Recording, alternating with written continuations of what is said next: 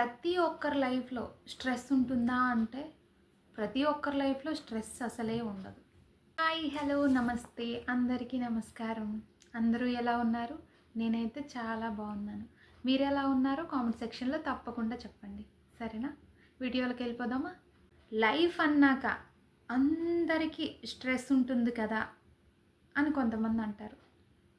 అదైతే నేను అస్సలు ఒప్పుకోనండి. ఎందుకంటే అందరికీ ఈ స్ట్రెస్ ఉండదు. కొంతమందికి మాత్రమే ఉంటది. దానికోసమే నేను ఈరోజు డిస్కస్ చేయాలనుకుంటున్నాను. అసలు స్ట్రెస్ అంటే ఏంటి? స్ట్రెస్‌కి ఒక సింపుల్‌గా ఒక ఎక్స్‌ప్లనేషన్ ఇవ్వాలి అంటే, స్ట్రెస్ అంటే సింపుల్‌గా చెప్పాలంటే, ఒక విషయం కోసం నువ్వు అవసరానికి మించిన ప్రాధాన్యత ఇస్తే దానినే ఒత్తిడి అంటారు. ఇంగ్లీష్‌లో స్ట్రెస్ అంటారు. సింపుల్‌గా చెప్పాలంటే నాకు తెలిసినంత వరకు ఇంతే. ఇది అందరికీ ఉంటుందా అంటే ఖచ్చితంగా ప్రతి ఒక్కరి లైఫ్‌లో ఉండదు. అది ఎవరికి ఉంటుందో కూడా నేను చెప్తాను. ఇప్పుడు స్ట్రెస్‌కి గురవ్వాలంటే ఒక 3 రీజన్స్ ఉంటాయి. అవి ఎట్లా అంటే ఫస్ట్ వన్ ఎమోషనల్‌గా, ఇంకొకటి ఫిజికల్‌గా, ఇంకొకటి సైకలాజికల్‌గా. ఇలా ఒక 3 విధాలుగా ఒక మనిషి ఎక్కువ స్ట్రెస్‌కి గురవుతారు. ఎమోషనల్‌గా అంటే ఒక మనిషికి ఏదైనా బంధంలో ఎక్కువ ఇది నాదే అని ఎవరైతే ఎడిక్ట్ అయిపోయి ఉంటారో, ఇది నాదే, ఇది నా వాళ్ళు, ఇది నా వస్తువు, ఇది నా ఆస్తి, వీళ్ళు నా వాళ్ళు అనేది అనే ఒక బంధంలో అయినా, లేదంటే ఒక వస్తువు పైన అయినా, ఒక ఆస్తి పైన అయినా, ఒక మాట పైన అయినా సరే, ఎప్పుడైతే ఎమోషనల్‌గా ఏదైనా ఒక విషయానికైనా, ఒక సమస్యకైనా, ఒక రిలేషన్‌కైనా ఎప్పుడైతే దాన్ని మీరు అంటిపెట్టుకొని ఉంటారో, వాళ్ళకి ఎమోషనల్‌గా చాలా డ్యామేజ్ అవుతదండి. అది ఎలా అంటే, ఇప్పుడు నీది అనుకున్నది అర్థమవుతుందా? ఇప్పుడు ఈ వస్తువు నాది. దీన్ని నేను ఇప్పుడు ఒక ఫోన్ ఉంది. ఆ ఫోన్ నాది. ఆ ఫోన్ నేను చాలా జాగ్రత్తగా వాడుకుంటాను. ఆ ఫోన్ ఆటోమేటిక్‌గా ఒకరోజు పగిలిపోయింది. సో, పగిలిపోయింది ఫోనే. నేను కాదు కదా! అనేది నువ్వు తీసుకోలేకపోతున్నావు. నువ్వెవరినో లవ్ చేసావు. అది బ్రేకప్ అయింది. అక్కడ బ్రేక్ అయింది నీ ప్రేమే. నీ హార్ట్ కాదు గదా! ఎందుకు నువ్వు నేను, సమస్య ఒక్కటే అని ఎందుకు చూస్తున్నావు? సమస్య వేరు, నువ్వు వేరు.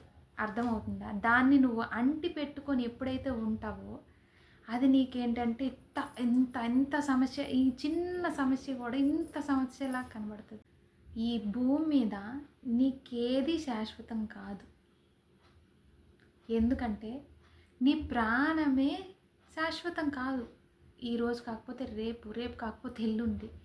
ఏదో ఒక రోజు అందరం అక్కడికి పోవాల్సిందే. అలాంటప్పుడు నీ చుట్టూ ఉన్న బంధాలు, నువ్వు సంపాదించుకున్న ఆస్తులు, నువ్వు సంపాదించుకున్న డబ్బు, నువ్వు ప్రేమించిన అమ్మాయి, నువ్వు కట్టుకున్న భర్త, భార్య, ఎవరైనా కావచ్చు. వాళ్ళు నీ సొత్తులాగా ఫీల్ అవ్వకూడదు. నన్ను అడిగితే ఈ భూమి మీద ఏది శాశ్వతం కాదు. నీ ప్రాణమే శాశ్వతం కాదు. ఈరోజు కాకపోతే రేపు, రేపు కాకపోతే ఎల్లుండి. అందరం వెళ్ళిపోవాల్సిందే.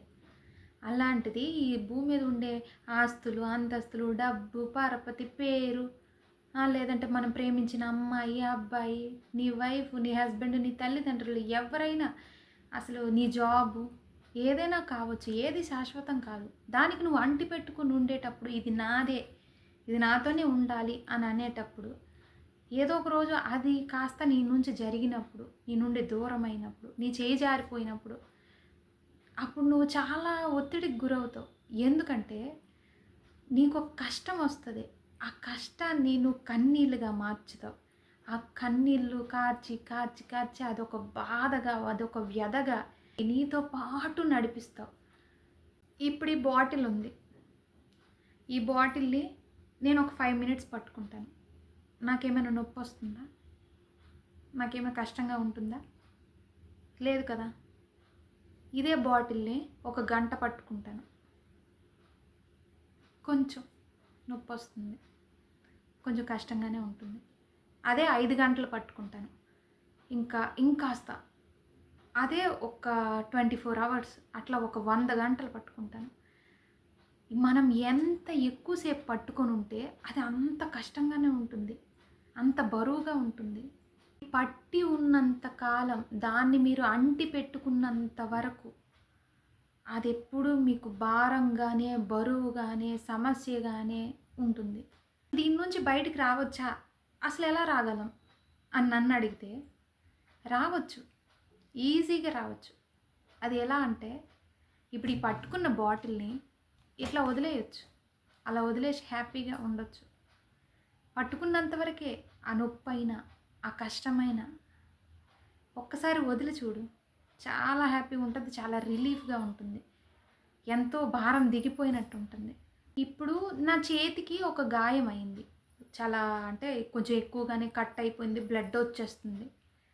అయ్యో! నా చేతికి గాయమైంది అని నేను వలవల ఏడ్చేసి, బాధపడిపోయి, ఎక్కువ అయ్యో! అయ్యో! ఎందుకు నాకు ఈ దెబ్బ తాకింది? ఎందుకు నాకు దెబ్బ తాకిందని నేను ఏడిస్తే, లేదా నేను బాధపడితే, నా ఒంటికి తగిలిన గాయం ఏమైనా తగ్గుతుందా?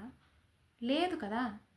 తగిలింది నా శరీరానికి, నాకు కాదు. ఇది మీకు బాగా అర్థం చేసుకుంటేనే అర్థమవుతుంది. బాధ, నేను ఒకటి కాదు. శరీరం అంటే నాదే కదా!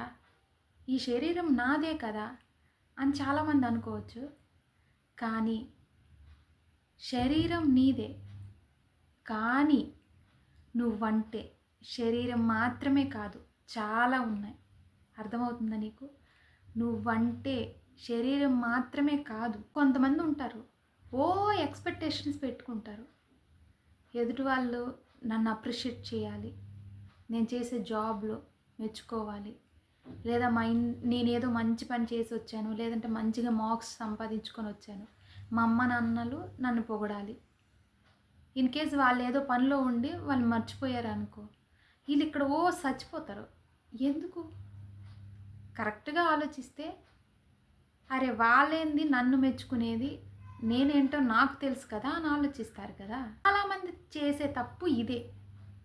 ఎదుటి వాళ్ళని, వాళ్ళ మైండ్ సెట్ని నీ మైండ్లో కంట్రోల్ చేయాలి అనుకోవడం, అది చాలా తప్పు కదా. వాళ్ళు ఎలా ఉండాలో నీ విషయంలో అనేది నువ్వే డిసైడ్ అయిపోయి, నువ్వే ఎక్స్‌పెక్టేషన్స్ పెట్టుకొని, నీకు నచ్చేలాగా అవతల వాళ్ళు ఉండాలి అని అనుకోవడం ఓవర్ థింకింగ్ అసలు. వాళ్ళెందుకు నీకు నచ్చినట్టుంటారు? నువ్వేమైనా వాళ్ళకి నచ్చినట్టు మాత్రమే అన్ని విషయాల్లో ఉంటావా? లేదు కదా.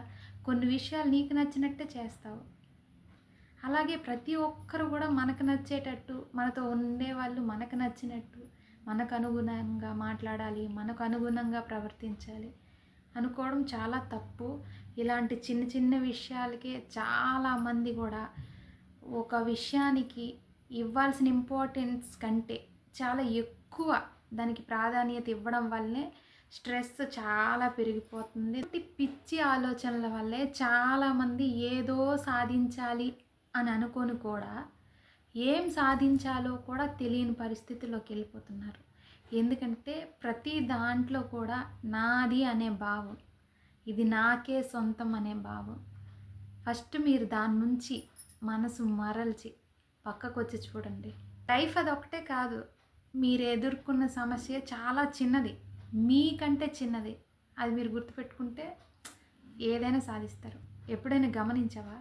సమస్య ఎప్పుడు మనకంటే పెద్దది కాదు, దాన్ని ఆలోచించే విధానంలోనే ఉంటుంది. ఎప్పుడు కూడా నీకంటే సమస్య ఎప్పుడు పెద్దది కాలేదు కూడా. ఒక్కసారి నేను చెప్పినవన్నీ రివైండ్ చేసుకొని ఆలోచించి చూడు.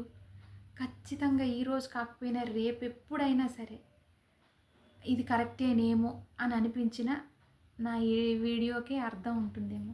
ఇలాంటివన్నీ మీ లైఫ్లో ఏమైనా చిన్న చిన్నవి జరుగుతుంటాయి. వాటిల్ని భూతద్దంలో పెట్టి చూడకుండా వాటిని ముందుకు తొక్కుకుంటూ వెళ్ళిపోవాలి ముందుకు, అంతే.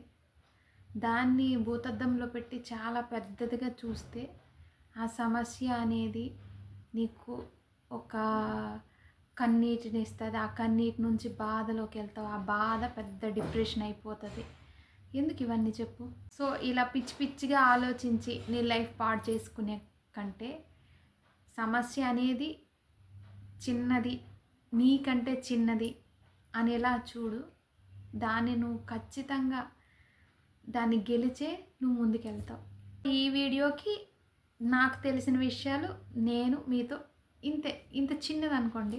స్ట్రెస్ అంటే నా పాయింట్ ఆఫ్ వ్యూలో ఎలా ఉంది, నేను ఎలా ఆలోచిస్తాను అనే విషయాన్ని నేను మీతో షేర్ చేసుకున్నాను. సో నా వీడియో ఏమైనా మీకు నొప్పించినా ఐఎమ్ సారీ. ఒకవేళ నచ్చితే ఒక లైక్, సరేనా? ఈ వీడియోకి ఇంతే. మళ్ళీ నెక్స్ట్ వీడియోలో ఇంకొక మంచి టాపిక్తో నేను మీ ముందుకు వస్తాను. అంతవరకు నేను మీ హాసిని. Bye bye.